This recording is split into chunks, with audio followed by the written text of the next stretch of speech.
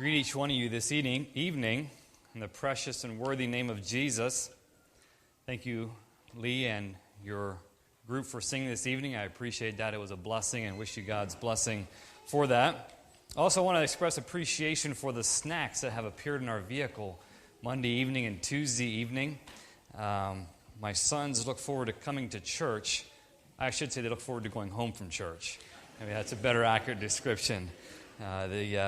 Digging through the basket and finding out what's in the snack basket. They've thoroughly enjoyed that. We've all thoroughly enjoyed it. So we appreciate that very much. God bless you for that. The story is told of two men that were terminally ill in a hospital, and they shared the same hospital room. And the story does not give the names of the two men, but one of the men, their bed was by the window, and so I decided to call him Walter, since he's by the window. And the other man, his bed was by the door, so we'll call him Donald. So Donald and Walter, they shared the same hospital room. They were both terminally ill. And Walter, he would, every now and then, he would prop himself up and he'd look out the window. And as he was looking out the window, he would describe to Donald, who couldn't see out the window, what he was seeing outside of the hospital. And one day he said there's a park across the road, and he said there's children playing in the park. And he says, oh, look, there's a family coming, and it looks like they're having a birthday party, and he described in great detail all that he saw out the window. Another time, he propped himself up, and he looked out the window, and he said, oh, there's a parade happening outside, on the road outside the hospital room here, and he described all the different floats and everything else that was going on outside the window. He described it in great detail for Donald as he laid there, wasn't able to look out the window. This went on several days, weeks, for quite a while, where Walter would look out the window and would describe to Donald what was going on outside the window. Something started to happen in Donald's heart, in his mind. He started to feel jealous of Walter. It's like, it's not fair that Walter has the window side of the room and he gets to look outside and see what's going on. This isn't fair. Why does he get to have the window? And I'm stuck here by the door just observing the hallway traffic of the hospital. Every now and then, Walter would have these episodes where he'd have seizures, and he would go into a seizure, and if Donald didn't press the button for the nurse to come, Walter would be in trouble. And one night, Walter went into a seizure, and Donald said, you know what? It's my turn for the window. Let Walter fend for himself. And he didn't push the button for the nurse to come, and Walter died. Donald waited appropriate time until he thought it was safe to say something to the nurse. He said, hey, would it be possible, since Walter died, would it be possible that I could be moved over to the window side, that I could see out the window? And the nurse said, sure, we can do that. And so they moved the bed over to the window side, and Donald waited till the nurse left, and with all his energy and all his strength, he propped himself up, and he looked out the window, and he just saw a wall. Another part of the hospital, another building part of the hospital. He was confused. He said to the nurse, when the nurse came back, he said, I don't understand. He said, when Walter was here, he'd look out this window and he'd see all kinds of amazing stuff that he described to me in great detail. And the nurse said, that's not possible. Walter was blind. He couldn't see anything.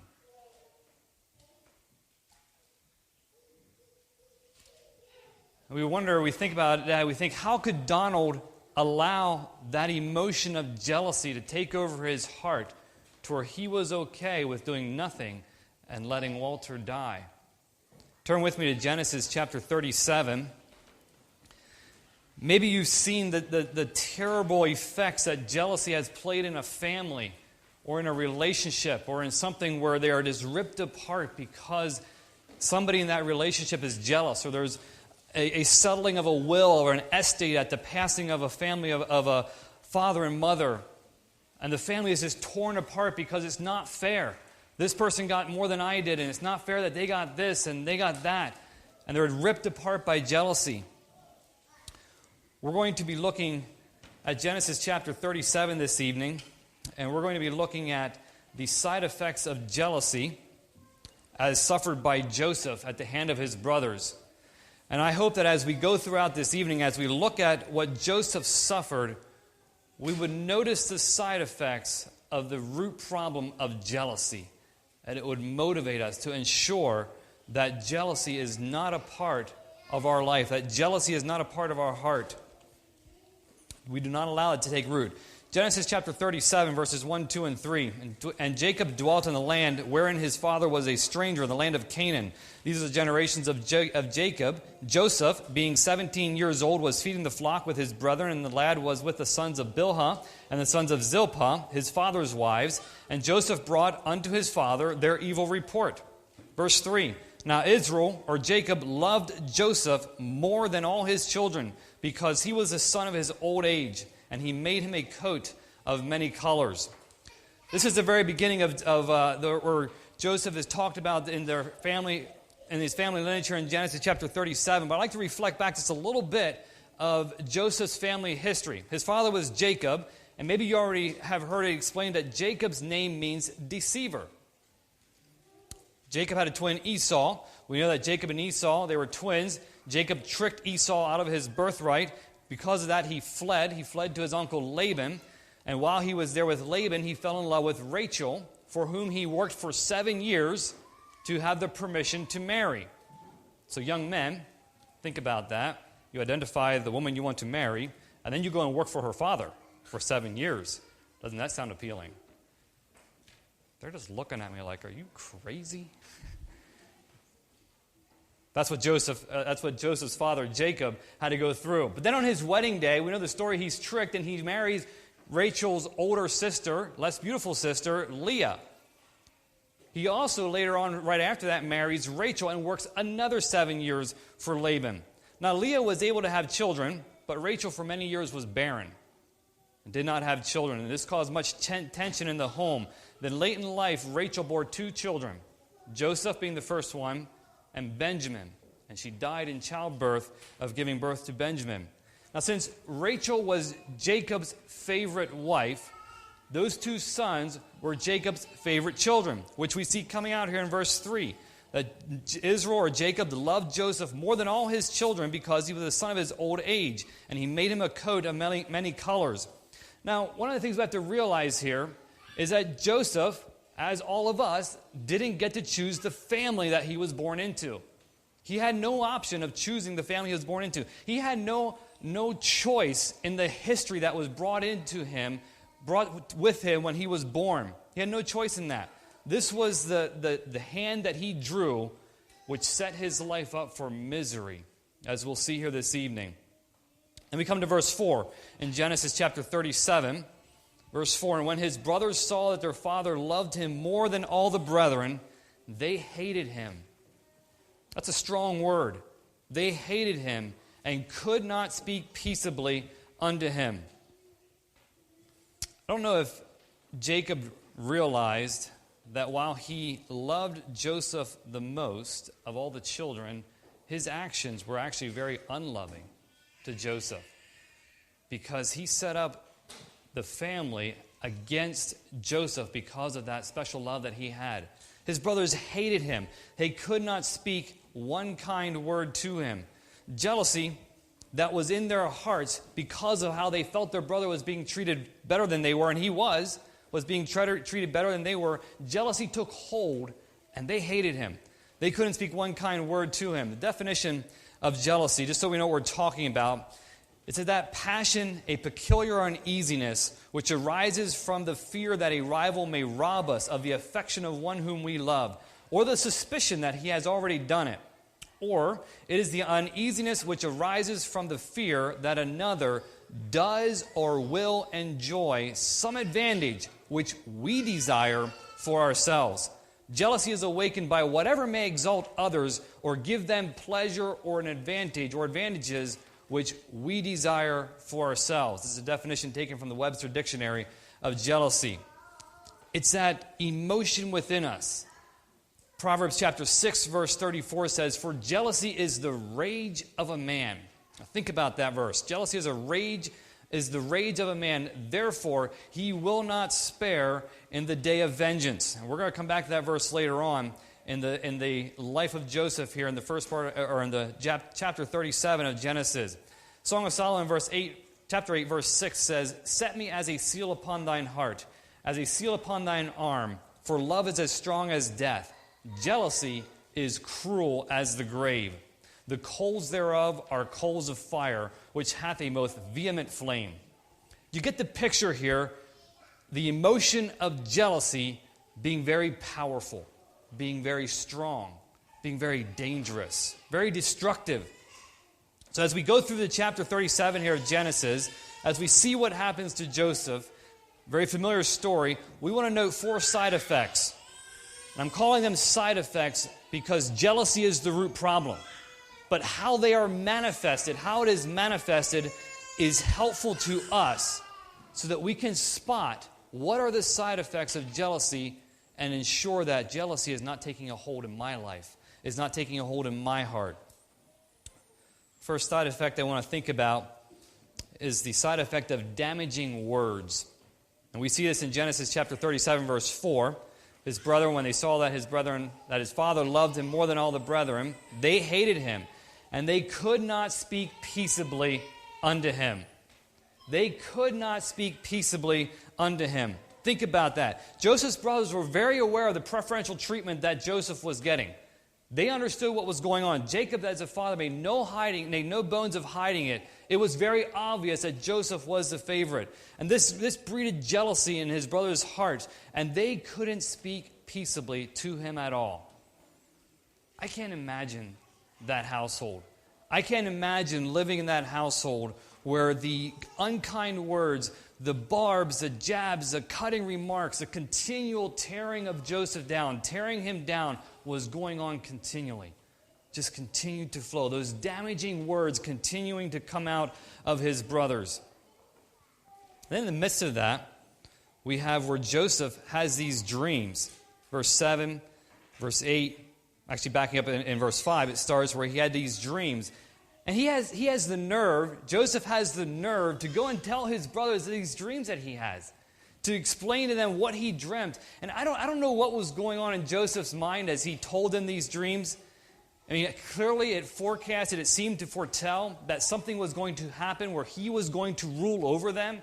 So I don't know if he thought, well, maybe if I tell them, they'll lay off because they'll get the clue that something's going to happen sometime and I'm going to be in charge over them. Maybe they'll back off. It didn't work.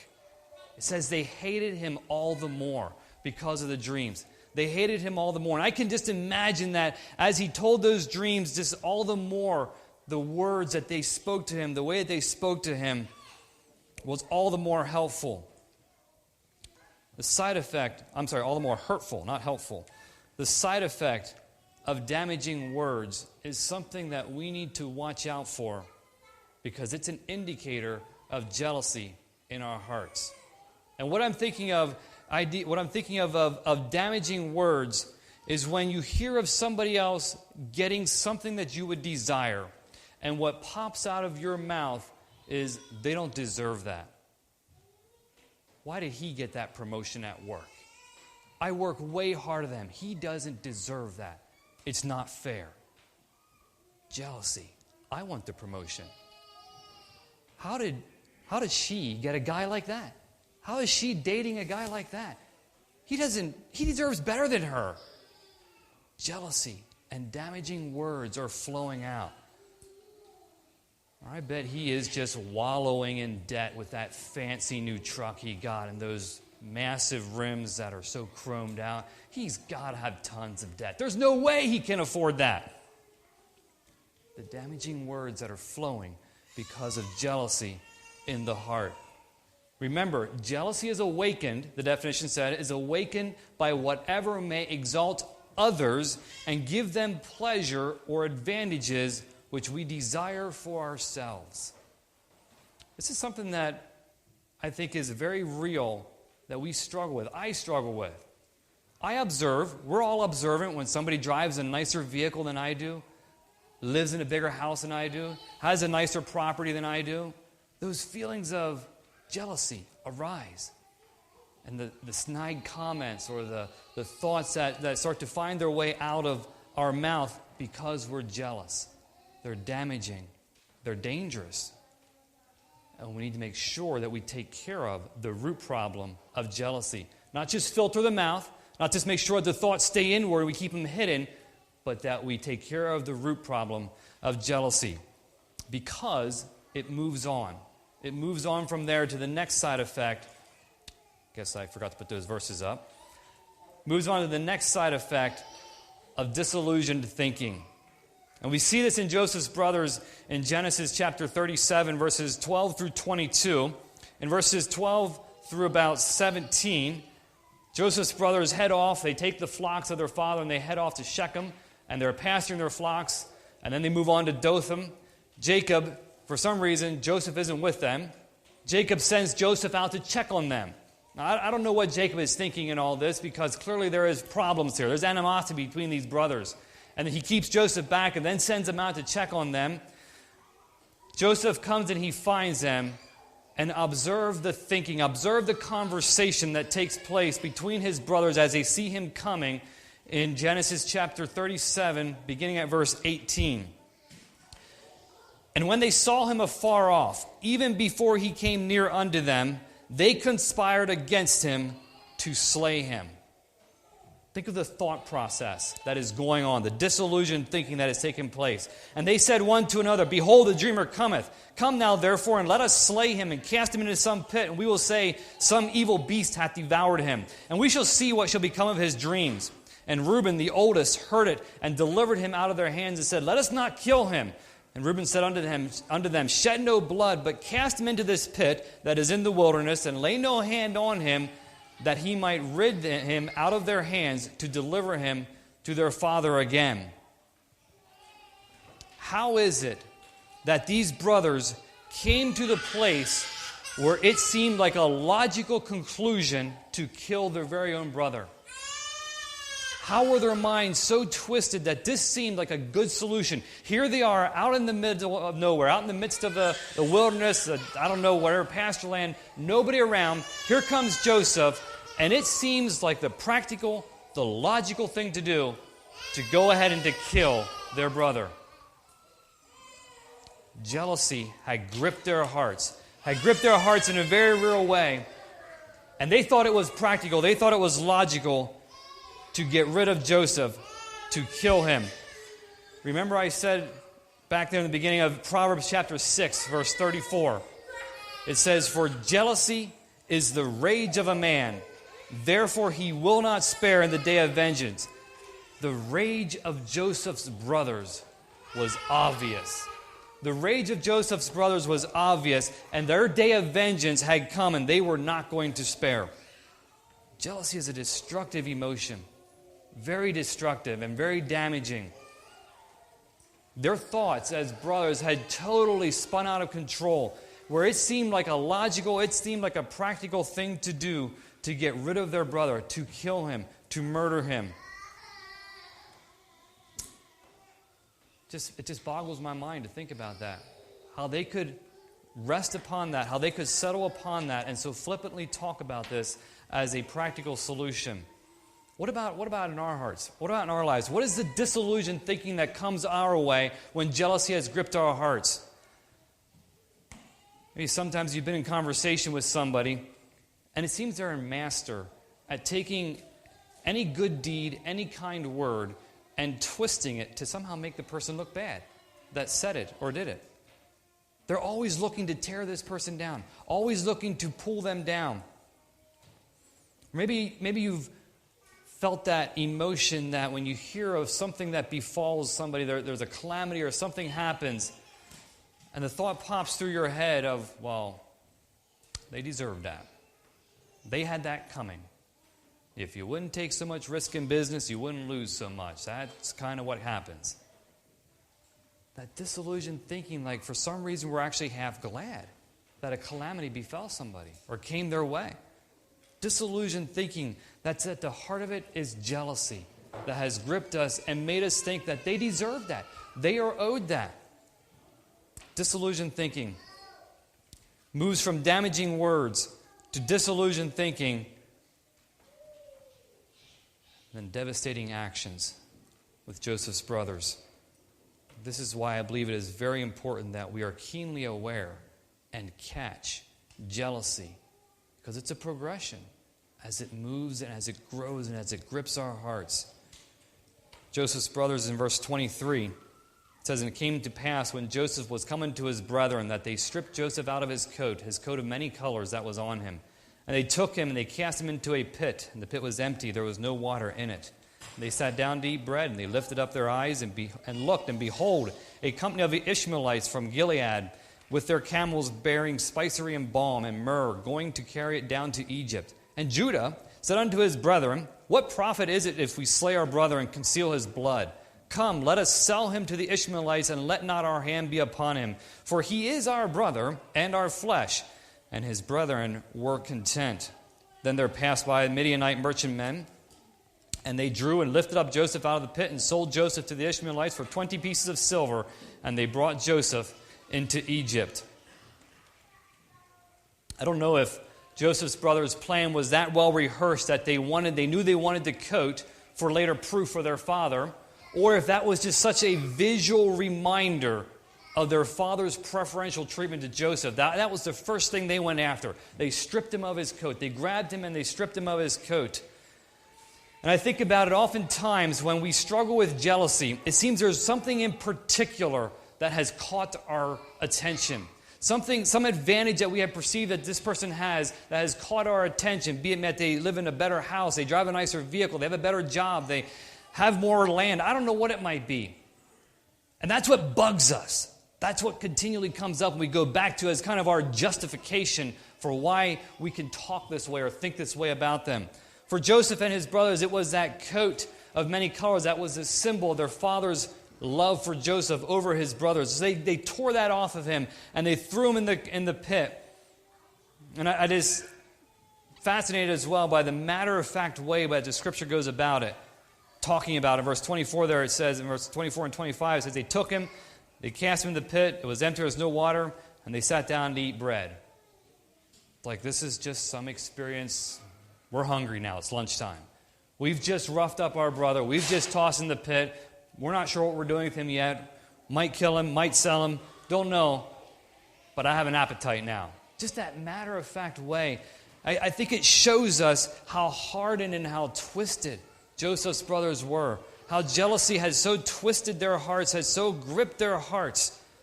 That this was just the practical, logical thing to do, was to get rid of Joseph. But they choose not to kill him. Verse 26, it says they choose not to kill him.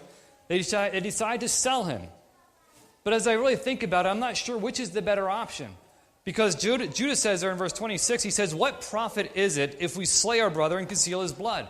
In other words, in his mind, this is putting it in my thought process, in his mind, Joseph is already dead. In his heart, he has, maybe in his mind, murdered Joseph, killed Joseph over and over. And Joseph is an already dead person in his mind. So, here's actually an opportunity to get some money out of the deal. We can sell him. To me, he is already dead, and if I just leave him die, I get nothing because I've already took care of him in my mind. Or we can sell him and get some money out of the deal. I don't know if that's a better thing or not. Keeps Joseph alive, so that's a good thing in that regard. But their twisted thinking, their disillusioned thinking, led them to think that it was better. This is just a piece of property, and rather than just destroy it and get nothing, it's better to sell it and at least get something out of the deal. Their devastating actions that these brothers went through with, is terrible. I can't imagine how they lived with that for years on end. I can't imagine how they went on throughout life knowing what they had done with Joseph. I can't imagine the weight that they bore in their minds and in their hearts of knowing what they had done. And I think if we were to glance ahead, actually jump ahead with me to Genesis chapter 42. Just to get a picture. This is down the road further, which maybe we'll touch on tomorrow evening as we're going to be back with Joseph again tomorrow evening. If we jump ahead to Genesis chapter 42, verses 21, 22, and 23. This is after the famine has hit. The famine has come. We know the story. And Joseph's brothers come to buy corn in Egypt. They don't realize that they're before Joseph.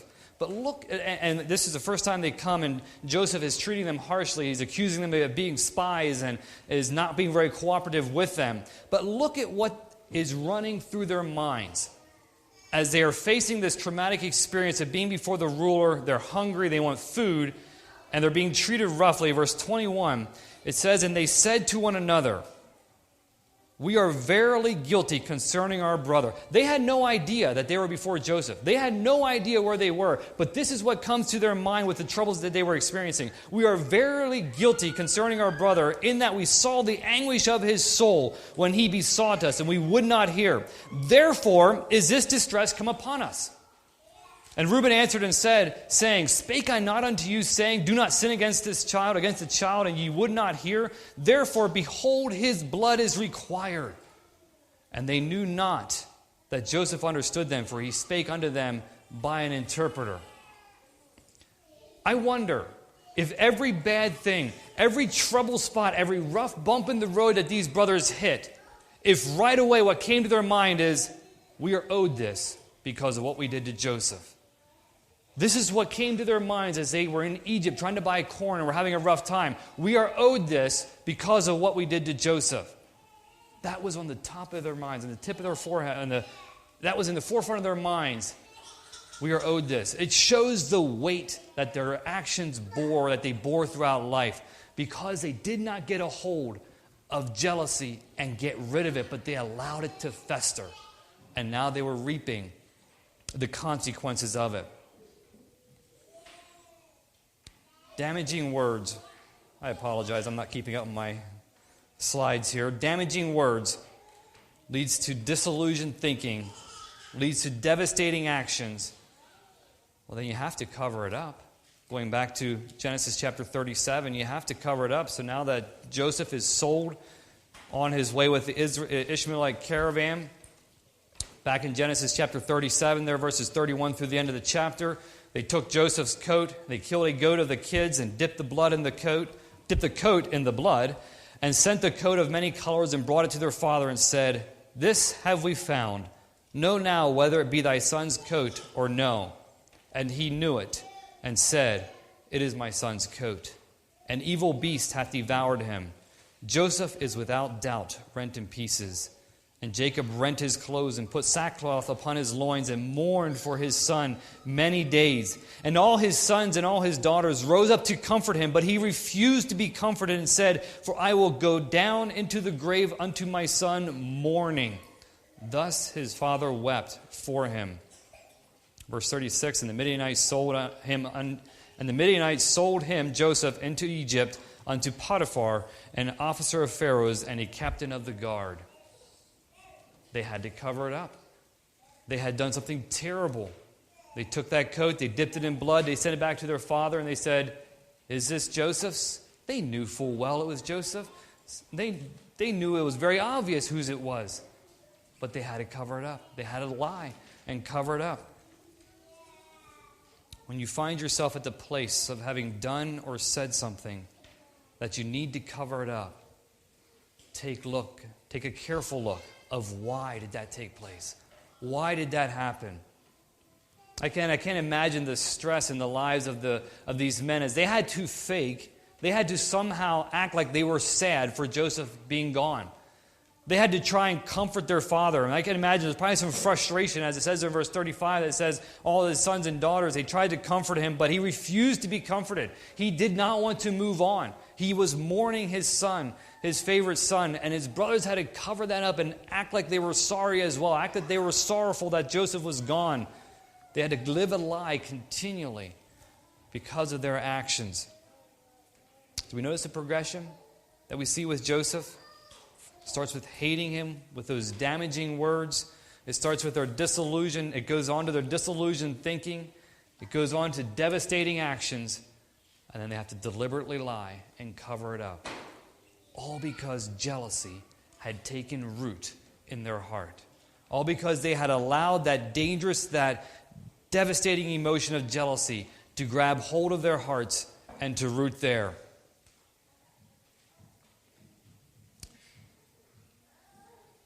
I know that's not something that we want to experience.